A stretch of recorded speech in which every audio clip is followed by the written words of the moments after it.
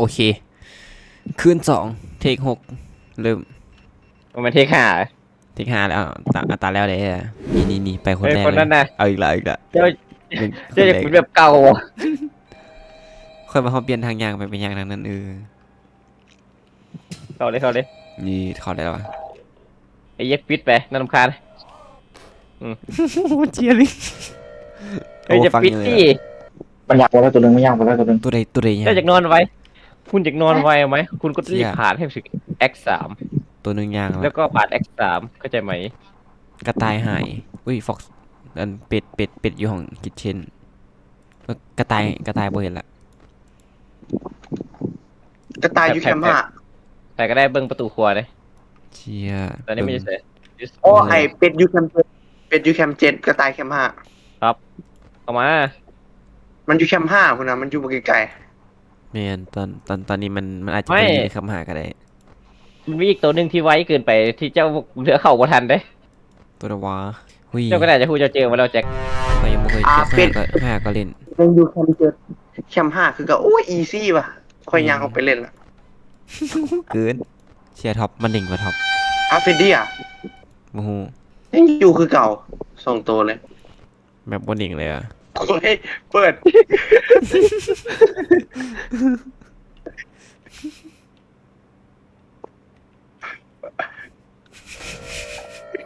เออเออ เปิดแม่เบิ้งกล้องหมดเลย โอ้ ผม เชีย จะ ร์ เป็นพลังงานเบิร์น แบตลดไป10เลยโคตรโห กู ด พวกเจ้าเบิ้ง3 อันมันแท็บเล็ตนะแบตมันลดโคตรไวเลย ฟังขวาเบิ้งฟังขวาเบิ้งฟังขวากระต่ายมันน่าจะมาเค็ม3ระวังเลยฟังซ้ายกับระวัง กระ เลย ต่ายกับเต่ากระต่ายกับเต่ามา ไอ้ ละ เหี้ยปิด เฮ้ยปิด ซ้ายหรือขวา ปิดฟ้าขวาเอาแล้วซ้ายไปเถียงซ้ายว่ามีอะไรเหรอ เอาอย่าเปิด โอ้ ออกไป ไม่เปิด ออกไป ไม่ใช่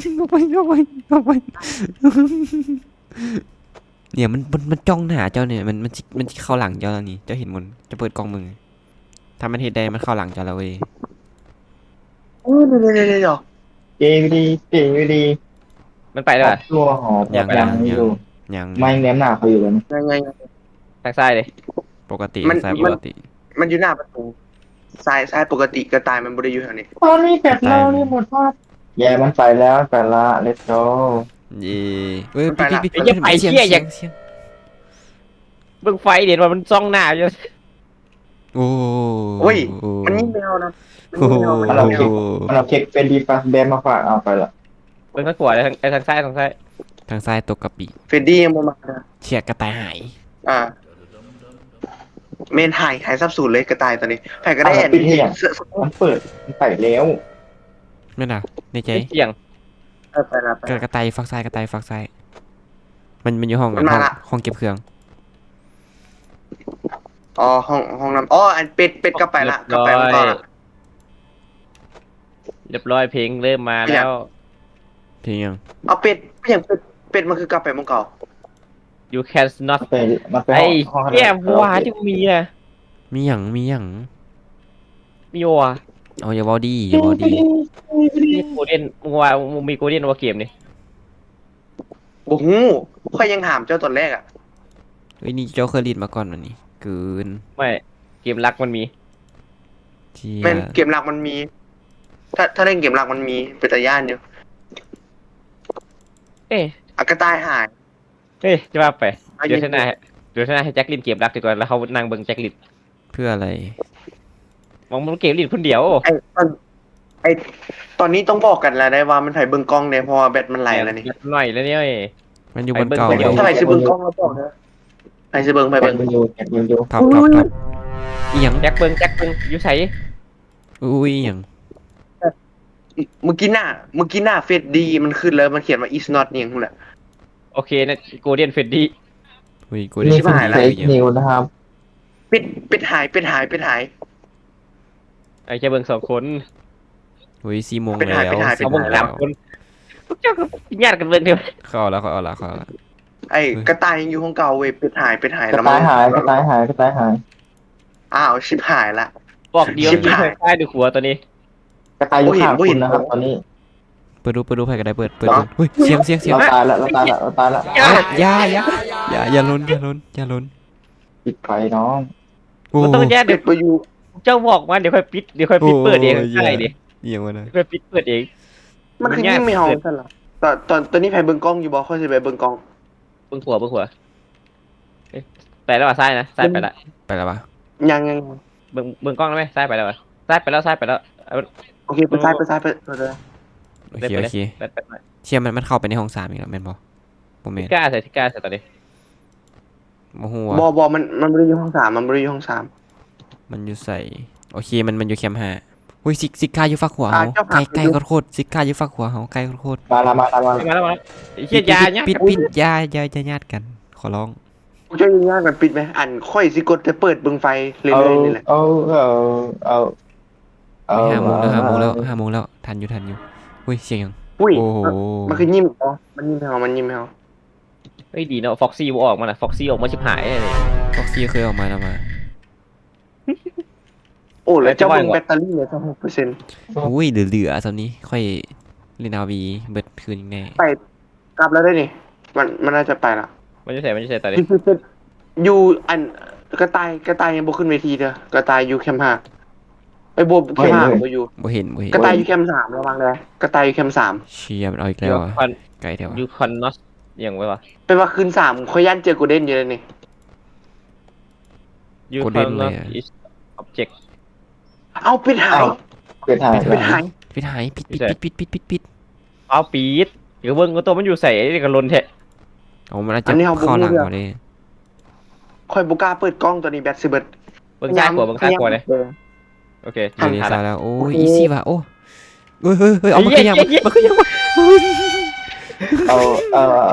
อ๋อมันมาเก็บเครื่อง เอา เจี๊ยเลยแค่ตะกี้มันจำสแกร์นะโคตรเจี๊ยเลยเนี่ย อีซี่ว่ะโอ้มียากกว่านี้บ่มียาก ไป เชี่ยเขาเป็นพนักงานดีเด่น เอา เขาเม่งพนักงานดีเด่นเชี่ย ไอ้คนยังมาแล้ววะ เขาคือเซียนเนี่ยวะ บอลเด้ เดมาแล้วคนที่อย่าง ค่อย นี้ ตัวนี้บอลแตกนะ ค้าอย่างอยู่นี่เนี่ยโอ้โหใครทาย โอเคเข้าแล้วลาก่อนเอ้ยมึงซาวเว้าหยุดเลย stop ไป เป็ดมาไว้ได้ปะเป็ดหนีอะไร มึ ไว้ งเว้ามึงเว้า เป็ดมาละเป็ดออกแล้ว เป็ดออกแล้วไว้ได้ปะ ขึ้นสามมันโหดเด้อระวัง เชี่ยมันอยู่แคมป์แคมป์18แคมป์1แคมป์ แล้วคุณดูอะไรจะกี่คนเนี่ยครับเดี๋ยวผมต่อยนะครับ ตอนนี้บอกก่อนไม่ไผสิเบิ่งกล้องแล้วเหาะอันเว้าขึ้นมาก่อนเด้อบ่ซันแบตไหล จะเบิ่งค่อยพี่นะ เว้ยคอยบนกล้อง เราใครจะเบิ่งกล้องนี่เบิ่งคนเดียวพอนะแบบให้คนนึงเบิ่งอะไรที่เหลือทาปิดประตูเลย ที่เหลือนั่งค่อยรีในล็อกเกอร์นี่ได้ปะ ก็ได้ พวกเจ้าท่าปิดประตูรถอันค่อยสิเปิดส่องไฟเรื่อยๆดอก เอาใครเบิ่งกล้องนี่แจ็คเบิ่งกล้องไหม เฮ้ยมันคือมืดไปเลย คนนี้อยู่ใส่ วันนี้วะวันนี้ตัวดุกระ กระ ต่าย ต่ายนะ คือเก่า รู้สึกวันนี้ เจฟังซ้ายบ่น่าเป็นห่วงมันนะ เบิ่งฟ็อกซี่เลยเดี๋ยวฟ็อกซี่มันเรียนออกมา มันอยู่ในกล้องตัวฟ็อกซี่นะ บอมันอยู่ในไอ้ผักกัง ผักกั้งเลยจะเอาผักกั้งกันเขาบอกกันตัวหมา เอาแล้วตัวอยู่ในกล้องมันมีตัวเหี้ยอย่างไร ตัวเฮีย ตัว เล ใน ย กล่องวะตัวเดียวในกล่องวะ มันอยู่ในกล้องตัวตลกอ่ะ ไอ้ตัวเด็กแค่ ตัว เหี้ยอย่ามาอะ ด มันอยู่ใส่ ำอะไรวะ ฟังไหน มัน เบิ่งกล้องไหมเบิ่งกล้องไหม ซอกยู ยังมันอยู่ใกล้วะสิจะเบิ่งแถวใกล้ๆเบิ่ง โมเห็นแถวใกล้ๆ พ โม วก เห็ เจ้าน เตรียม เอามันอยู่คือเก่า เดี๋ยว เอาเจ้า เฮ้ย ฮะ ฟักหัว ปิดขวา อย่าฟับปีกอะไรมันอยู่ใกล้ๆมันอยู่ทาง เปิด ใกล้ๆอ่ะแบบมันย่างก้าวหนึ่งมันฮอดแล้ว อ้าว ค่อยเบิ่งมันอยู่นี่ ก็คนปิดบ่แม่นอ่ะ อย่าฟาวดีมันยังบ่เข้ามา เปลืองแบตเด้ เอาปิดใส่ปิดโอเคเพราะว่ากล้องมันดับโอเคมันมาแล้ว แบตเหลือ47เด้74เด้ เฮียยังบ่ฮอดชั่วโมง2ซ้ำเฮีย เหลือ โอ้จะเหลือชั่วโมง2ยังบ่ผ่านซ้ำแจ็คเก้ เศร้าเบิ่งกล้องกันเลยตอนนี้ มันยังอยู่ ต้องให้แจ็คอันนี้อย่างเดียวตอนนี้ไม่ได้ถ้าเปิดอย่างเดียวทั้งกลัวไปแล้ว ทั้งกล้วยยังอยู่ เอาเบิ่งทางอื่นเลยเบิ่งทางอื่นเลย โอเค เดี๋ยวเขายืนล้มกันนิดนึงสินะเขาก็แบบเฮ้ยเอาอย่าเปิดดิปิดดิ เปิด โอ้โหเหี้ย เอ้า ปิดดิออกแล้ว ให้อย่าง กดทำไมครับ เรียบร้อยคุณบอลคุณจะทำทำไมครับคุณบอล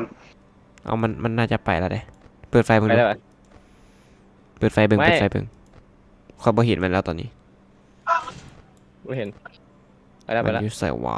อ๋อมันไปอยู่บนเก่าแล้ว ไม่เห็นบุกกล้อง มันอยู่บนเก่าแล้วปาแบตเหลือ57ละทำไงดีพวกเราเอาคนนี่นะคนผมสีดำนี่นะเอาโยนออกไปนอก เนี่ยยัง เชื่อฟิดดี้ยางทางไหน เป็นอย่างชิก้าคือมีหอยเปิดปากกางวะ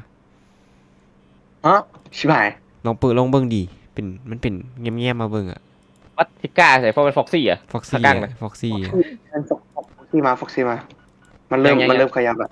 มันเริ่มขยับ มันเริ่มขยับ เตรียม ไอ้เหี้ยภาคหลักในภาคหลักค่อยโคตรสั่งฟ็อกซี่เลยมึงจำมึงไวดีเนาะมันบ่มีเตาเผากับอันนั้น ใส่ปิดเชื่อมัน Foxy ยา เหรอ กบกระต่าย มันมาแล้วอะไรมาเข้าใส่ มัน หน้า อยู่ ประตู แถว เหร นั้ อ นมันบนหน้าประตูมันใกล้ฮอดประตูอะแต่ตอนนี้มัน เอ้า กล้องดับแล้วมันวันนี้ เปิ ยั ด งอยู่อ่ะทางใต้นะ มันเปิดประตูเลยก็ได้มันอยู่ไกลอยู่ เฮ้ยเอาแค่ไหนจะเปิดไฟลินเถาะใครวะแบตมันลดพูดเลยตอนนี้ขันมาคอยเปิดขัน เฮ้ย มา ปิด เปิด ฝึกขอปิด อย่ากดแยกกันแล้วจะกดแยกกันนี่ เหี้ยปิดไส้ เอ้า น้ำปิดไส้ โอ้ ปิดไส้ โอเค ปิดไส้ ไม่ยัง เฮ้ยเหี้ย ยากกันเนี่ย ปิดไส้โอเคมันไปละเอา ยากกันสองคนนี่ ฟักไส้ไปแล้วแต่ กันอย่าง ฟักขวบบ่หูฟักขวบบ่เห็นละเฮ้ยฟักขวบยังอยู่ฟักขวบ ฟังยังกันแล้วฟังยังกันไปแล้ว กลับไปแล้วอ่ะโอเค จะเป็นที่อยู่เสร็จ คุณ เชี่ย ท็อปไหนว่าคุณจะเปิดไฟครับทำไมคุณถึงไม่มาดูกัน เชียแบตเฮาเหลือซ้ำนี่ จะเปิดไฟลินยังไงบอกกันดิ เปิดเลย จะเปิดไฟ ประตูนี้ ถ้ามันมาค่อยเปิดแบบมันมาจอประตูก่อนแล้วค่อยเปิดบางหน้ามันเพราะ เบิ่งกล้องกันเนี่ยเบิ่งกล้องกันเนี่ย ไฟเอาไว้นั้นเบิกบาร์ เพราะให้คนหนึงเบิ่งกล้องอ่ะ เป็นที่อยู่แคมเจ็ด ซ้ายหรือขวา แคมเจ็ด โอ้โห แคม7ซ้ายหรือขวาบนนี้ เป็นหาย ไปก็ได้เบิ่งฟ็อกซี่ดู กระต่ายแคมสาม ไอ้แคมเจ็ดซ้าย ขวาไหมล่ะ ซ้ายแคมเจ็ดอยู่ซ้าย ขวา หัว โอ้ขวาชิบหายละ เอ้าไม่อย่างนี้ไม่อย่างนี้ นี่ด้วยกันเลย พวกเจ้าสองเบิ่งกล้องก่อน ตัดเบส %ไปเลย17ไอ้เหี้ยอีก2ชั่วโมง มันเอาผ่านวะ ผ่านดี พ่อหนุ่มโบราณหายอ๋อนี่ ไปดิใส่เสียงมา พวกเจ้าบ่ต้องเบิ่งกล้องเลยบัดนี้ หยุดบ่เบิ่งเน้นดวงแล้วบัดนี้นะ ฮะ บอกต้องเบิ้ง เดี๋ยวนึง จำเป็นจึงเบิ่งอย่าเฝ้าเบิ่ง ก็ท่านจะบ่พวกเจ้าบ่เหลือแบตอันเปิดปิดประตูเลย แบตเหลือ ว้าปิด อ๋อเชี่ย โอ้แต่เย็นๆนะจะเปิดไฟลินพอได้กล้องหรือเบิ้งได้จะเปิดไฟลินพอ เช็คไง เปิดเพราะจะเป่งบอคันจะเช็คได้แท้นะถ้ามันมาอยู่หน้าประตูแล้วกดเช็คพอมาปั๊บมันจะมาซองอยู่ในเขาอยู่หน้ากระจกดิเปิดเบิ้งตอนนั้นพอคันมันอยู่หน้ากระจกหายไปมันไปแล้วเปิดเบิ้งตอนนั้นเลย ตอนนี้เขาเบิ่งฟักไส้อยู่ เหลือ10%ใช่ไหม ไปแล้วว่ะทั้งตัวไปแล้วว่ะ โอ้โหบ่ได้เบิ่ง เอ้า เราบ่มีเบิ้งกล้องกันเลยดิ ประหยัดแบตไงยังแบบเก็บแบตไป ไป ถึ แล้ว ง ไปแล้ว LV อยู่ เปิดเลยหัวเปิดเลย 7%ชั่วโมงนึง กับอีก ใช่ไหม ครึ่งชั่วโมง ข่อยเงียบๆเบิ่งอยู่แถวขอบประตูนี่ ไม่ไหนเบิ่งกล้อง เฮามาเงียบๆเบิ่งออกก็ได้ไปแล้วเฮายังเข้ามา แบตเหลือ5เลยได้เอาดู แบบนี้ก็ได้เลย พวกเจ้าจะเปิดกล้องเด้อตอนนี้แบตเหลือ5ประหยัดแบตเฮามาเงียบๆเบิ่งเอาจากโมงละบิก แบตเหลือ4แล้วสิทันบ่เนาะ จังโมงตอนนี้จังโมงละ 5โมงนี่ ถ้าบ่ทัน ไม่แก่ ทางไหน ไม่สิทันบ่2ละเรียบร้อย IP ปิดไม่ได้ปิดตาย เออ เอ๊ะสวดมนต์เลยจังเดียวตอนนี้สวดมนต์อย่างเดียวเนี่ยตอนนี้นะ สวดมนต์ เลย ไอ้เหี้ยเวลามันสิเบิดแล้ว ไม่ใช่มา เหี้ย หัว อะไร ไม้สับไอ้เหี้ยลาก่อน ข่อยยางออกมานอกละเชี่ย ลาก่อนมันมาแล้ว รอดเป็นกระรอด มันมาแล้วเห็นป่ะน่ะ ออกมาย่างมา ออกมาได้ออกมา ยังมาพี่ เฮ้ยเอา เอาเบิดไปละเอาเชี่ยผ่าน บอกแล้วเป็นกระรอด เชี่ยอาชิเมนขึ้น แจ็ค เมื่อกี้มันเฟดดี้ซองเฮาเมื่อ เอ กี้ อเมื่อกี้ ไม่ มัน ไหวดิ เป็นไปได้นะมันเข้ามางัดตูดกันละ you know Freddy you เนมหน้า know กูมึงเนมหน้ากูเฟดดี้มึงเนมหน้ากู you know you know บอกแล้วเปิดเพลง f e s t i f l a s p e โอ้โหช็อตสุดท้ายคนลุกเลย คนตูดลูกเลยเมื่อกี้